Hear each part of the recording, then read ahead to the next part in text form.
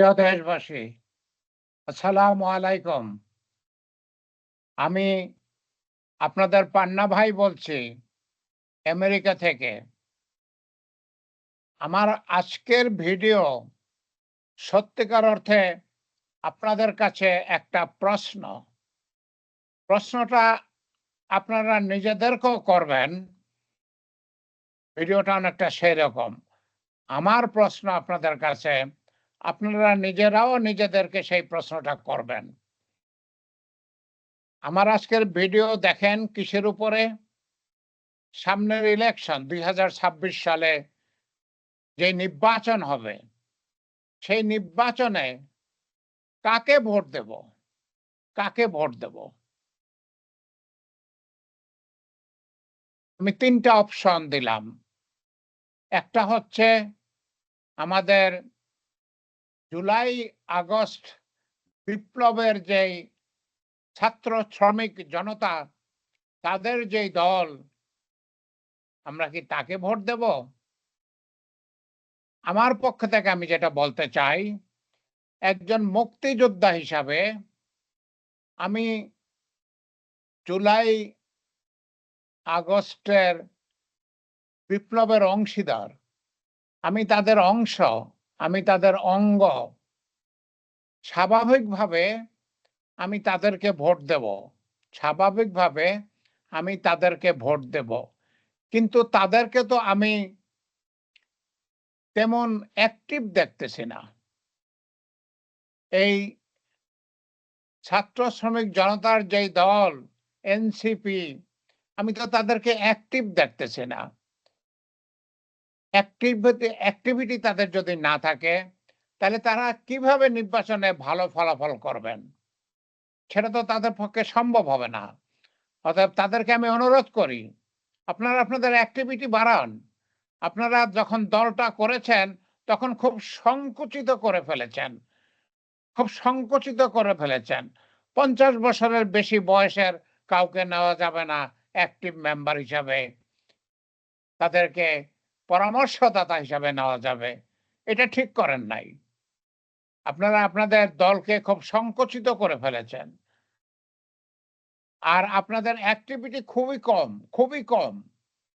আপনারা কই মাঠে ময়দানে তো নামতেছেন না।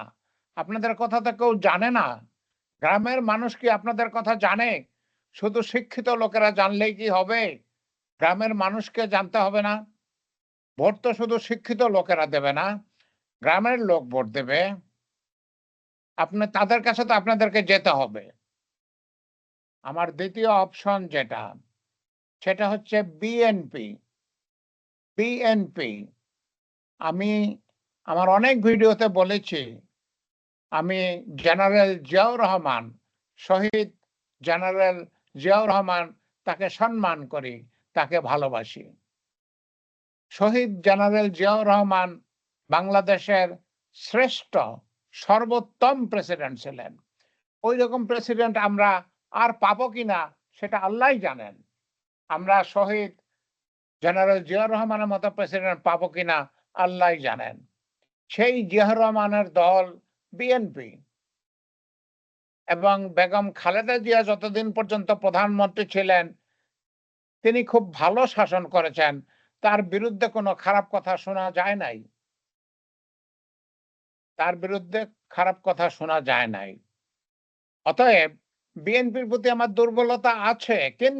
কিন্তু গত ১০ মাসে বিএনপি যে অন্যায় করছে, এখনো করতেছে, এই যে চাঁদাবাজি, সিন্ডিকেট, এই যে শত শত বিভিন্ন রকমের অন্যায় তারা করতেছে, আমি সবগুলোর নাম বলতেছি না। কিন্তু আপনারা জানেন বিএনপি কি করতেছে। তারা এই অন্যায় করে মানুষের মনে যে অনীহার সৃষ্টি করেছে, তারা যে অন্যায় করে মানুষকে তাদের প্রতি বিমুখ করেছে, তারা কি এখন আর জনসাধারণের ভোট আশা করে? কি করতে হবে তাদেরকে? তাদেরকে কি করতে হবে?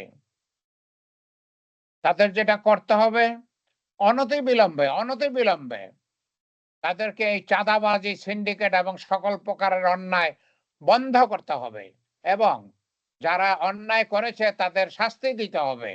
তাদের দল থেকে বহিষ্কার করতে হবে। তাদের যে কয়েকটা বুড়ো নেতা আছে, এই বুড়ো নেতারা খুবই ঝামেলা করতেছে, খুব উল্টাপাল্টা কথা বলতেছে। সেই সব বুড়ো নেতাদেরকে তাদের বহিষ্কার করতে হবে।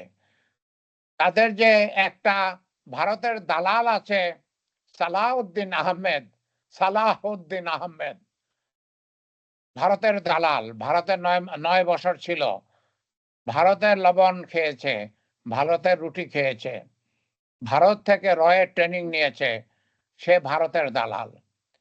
তাকে বিএনপিকে এই ভারতের দালাল থেকে মুক্ত হতে হবে। তাহলে বাংলার মানুষ বিএনপিকে আবার বিশ্বাস করবে। আবার শহীদ প্রেসিডেন্ট জেনারেল জিয়াউর রহমানকে যেরকম বিশ্বাস করত, ভালোবাসত, বিএনপিকে বিশ্বাস করবে, ভালোবাসবে।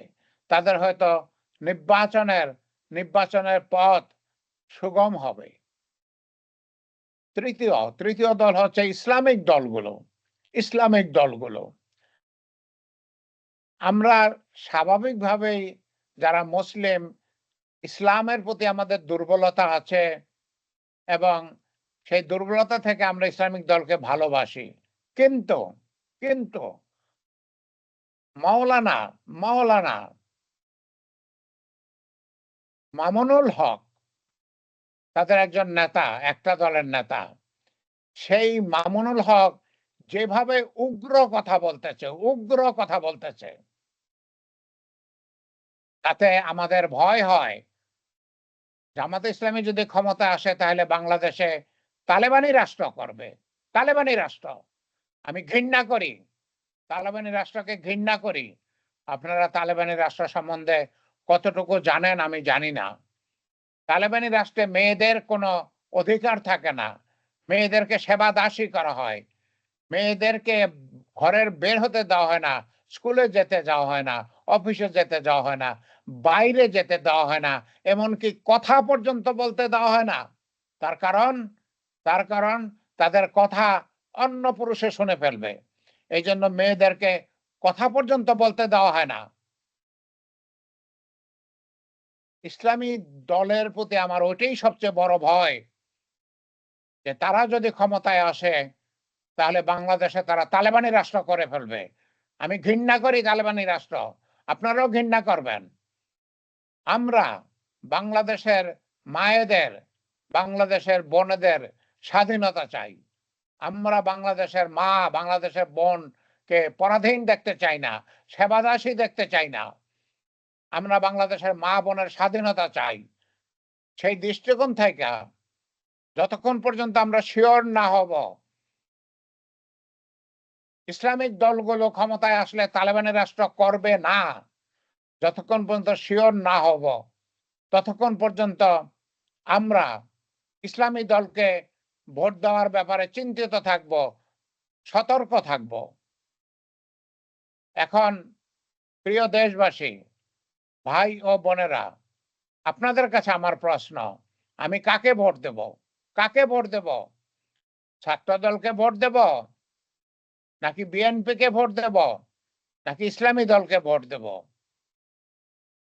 কাকে ভোট দিলে আমার বাংলার মা বোনেরা শান্তিতে থাকবে, তাদের স্বাধীনতা থাকবে, তারা সেবাদাসী হবে না?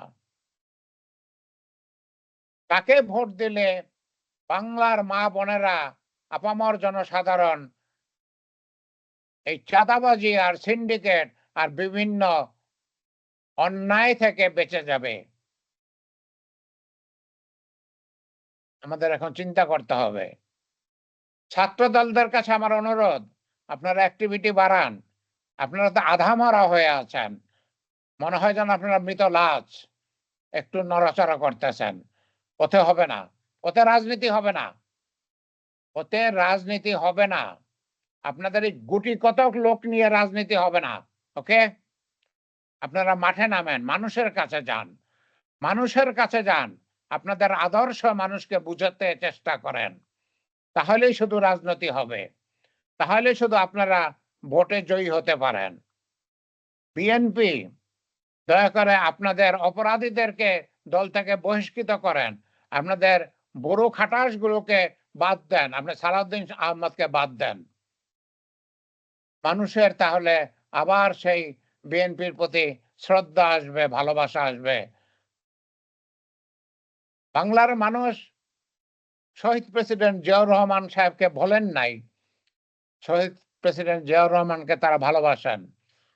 তারা বেগম খালেদা জিয়াকে সম্মান করেন, শ্রদ্ধা করেন। তারা বেগম খালেদা জিয়ার কথাও বলেন নাই। কিন্তু বর্তমানে বিএনপি যে অন্যায় করতেছে, এই অন্যায় যদি তারা বন্ধ না করে এবং মানুষ যদি সন্তুষ্ট না হয় যে না সত্যি বিএনপি অন্যায় বন্ধ করছে, বিএনপি ক্ষমতায় আসলে আর এই চাঁদাবাজি, আর এই সিন্ডিকেট, আর এই ঘুষ বাণিজ্য, আর এই কমিশন বাণিজ্য, আর এই জামিন বাণিজ্য এগুলো হবে না। তখনই শুধু বাংলার মানুষ আবার সেই জিয়াউর রহমানকে যেভাবে ভালোবাসতো সেইভাবে আপনাদেরকে ভালোবেসে আপনাদেরকে ভোট দেবে।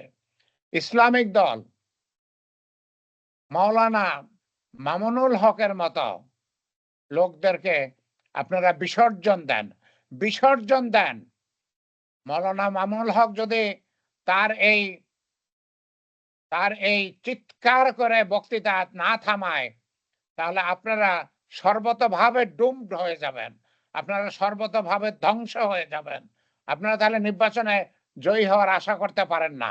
পরিষ্কার কথা, আমি মুক্তিযোদ্ধা পান্না পরিষ্কার কথা বললাম। আমি মুক্তিযোদ্ধা পান্না 11 সেক্টরের কোম্পানি কমান্ডার। আমি 11 সেক্টরের উইং লিডার। আমি 11 সেক্টরের গেরিলা কমান্ডার। কর্নেল তাহারের সাথে আমি বক্সিগঞ্জে, কামালপুরে, বাহাদুরাবাদ ঘাট এলাকায় 11 সেক্টরে সম্মুখ সমরে যুদ্ধ করেছি। মুক্তিযুদ্ধের ইতিহাস ঘেঁটে দেখেন, আমার নাম কমপক্ষে 50 জায়গায় পাবেন। এমনকি সরকারি যেই মুক্তিযুদ্ধের ইতিহাস আছে 11 সেক্টরে, সেই বইতে আমার নাম কয়েক জায়গায় পাবেন। আমি ইমারত হোসেন পান্না কোম্পানির কমান্ডার। যাই হোক, আমি আপনাদের কাছে অনুরোধ করি, বাংলার ভাই ও বোন, এখন থেকেই চিন্তা করেন কাকে ভোট দিবেন। কাকে ভোট দিলে আমাদের বাংলাদেশ শান্তিতে থাকবে, আমাদের বাংলাদেশের উন্নতি হবে। ব্যক্তিগতভাবে আমি ভোটের জন্য উদগ্রীব না। ভোট যদি 2 বছর 3 বছর পর হয় আমার কিছু দুঃখ নাই। কারণ আমি ডক্টর ইউনূসকে খুবই ভালোবাসি। ডক্টর ইউনূস বাংলাদেশ খুব ভালো চালাচ্ছেন। ডক্টর ইউনূস যদি আরো কয়েক বছর থাকেন আমার কোনো আপত্তি নাই। ভোট এখন না হলেও চলে। তারপরে যেহেতু আমরা একটা স্বাধীন দেশ, আমাদের একসময় ভোট হতে হবে। অতএব ভোট যখন হবে তখন কাকে ভোট দিবেন এখন থেকেই চিন্তা করেন। আর একটা কথা, সংখ্যানুপাতিক ভোট দরকার। সংখ্যানুপাতিক ভোটের সুবিধা হচ্ছে, ধরুন বাংলাদেশে এই 53 বছরে যত ইলেকশন হয়েছে, কোন ইলেকশনে একটা দল শতকরা 40 ভাগের বেশি ভোট পায় নাই। তাহলে কি হলো? শতকরা 40টা ভোট নিয়ে একটা দল বাংলাদেশ শাসন করে।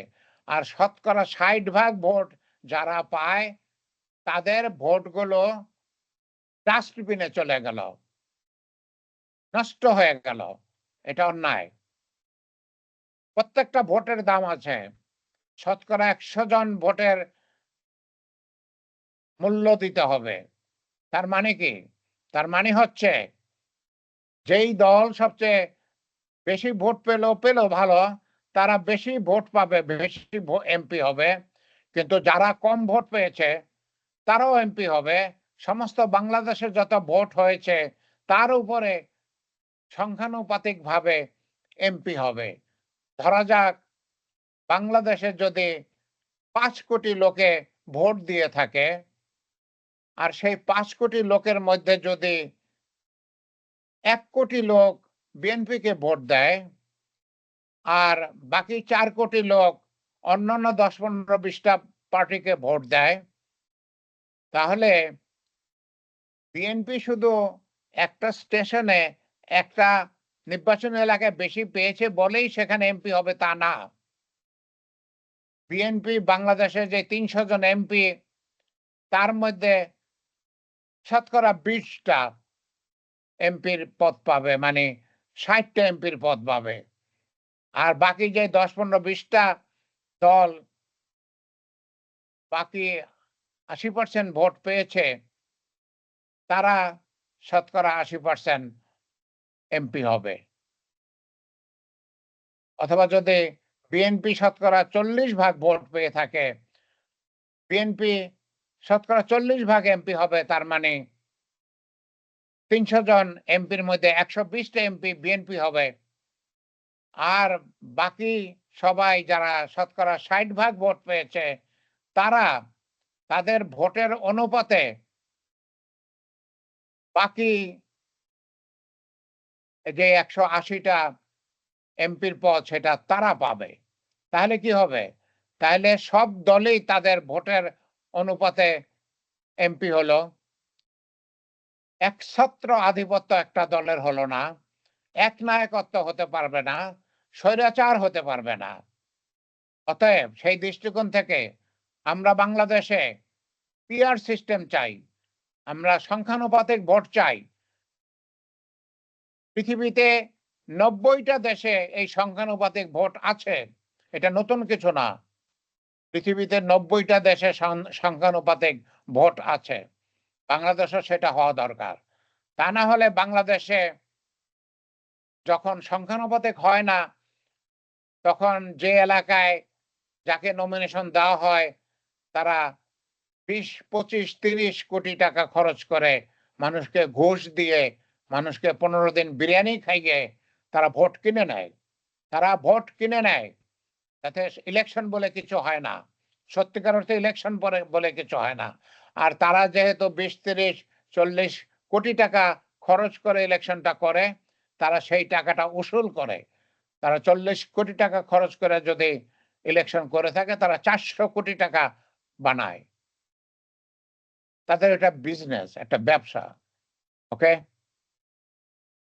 এই পদ্ধতি আমরা চাই না। আমরা পিআর পদ্ধতি চাই। আমরা সংখ্যানুপাতিক ভোট চাই। প্রিয় ভাই ও বোনেরা, আপনারা চিন্তা করে দেখেন, আপনারা কোনটা চান? আমি আপনাদের কাছে সবসময় অনুরোধ করি, আমার চ্যানেলটা সাবস্ক্রাইব করতে, আমার ভিডিওটা শেয়ার করতে, লাইক দিতে। যদি আপনাদের কয়েক সেকেন্ডের সময় হয়, দয়া করে সাবস্ক্রাইব করবেন, শেয়ার করবেন, লাইক দিবেন। আমি সবসময় আমার ফোন নাম্বার এবং আমার ইমেল অ্যাড্রেস আপনাদের সাথে শেয়ার করি। যদি আমার সাথে যোগাযোগ করতে চান, তাহলে দয়া করে আমাকে ইমেল পাঠাবেন, অথবা আমাকে ফোন করবেন, অথবা আমাকে হোয়াটসঅ্যাপ মেসেজ পাঠাবেন। আমার যে ফোন নাম্বারটা দেওয়া আছে, সেটা আমার হোয়াটসঅ্যাপ অ্যাড্রেস। আমি আপনাদেরকে ধন্যবাদ জানাতে চাই আমার ভিডিওটা দেখার জন্য। অনেক ধন্যবাদ। প্রশ্ন থাকলে আমাকে প্রশ্ন করবেন। আমি আপনাদের পান্না ভাই, মুক্তিযোদ্ধা প্রফেসর ডক্টর ইমারত হোসেন পান্না। আমি বাংলাদেশের জন্য কিছু করতে চাই। আমার ৭৬ বছর বয়স হয়ে গেছে। ৩৫ বছর যাবৎ আমি আমেরিকায় থাকি। ১৯৯০ সালে আমেরিকায় এসেছি। আমি সেই ৫৩ বছর আগে বাংলাদেশের জন্য কিছু করেছিলাম মুক্তিযোদ্ধা হয়ে। এখন আমি আবার বাংলাদেশের জন্য কিছু করতে চাই। যদিও ৭৬ বছর বয়স হয়ে গেছে, কিন্তু আমার কাজ করার ইচ্ছা এবং শক্তি এখন আছে, আল্লাহ আমাকে দিয়েছেন। আপনারা আমার জন্য দোয়া করবেন। আপনারা আমার জন্য দোয়া করবেন। আমি মুক্তিযোদ্ধা পান্না। আমি বাংলাদেশে একজন বিসিএস অফিসার ছিলাম। আমি বাংলাদেশে একটা কলেজের প্রফেসর ছিলাম, ডিপার্টমেন্টের হেড ছিলাম। আমি কলেরা হাসপাতালে চাকরি করেছি। আপনারা আমার জন্য দোয়া করবেন। আল্লাহ আমাকে ভালো রাখেন। আমি আপনাদের জন্য দোয়া করি। আল্লাহ আপনাদেরকে ভালো রাখেন। আল্লাহ আমাদের সবাইকে ভালো রাখেন। আমিন, আমিন।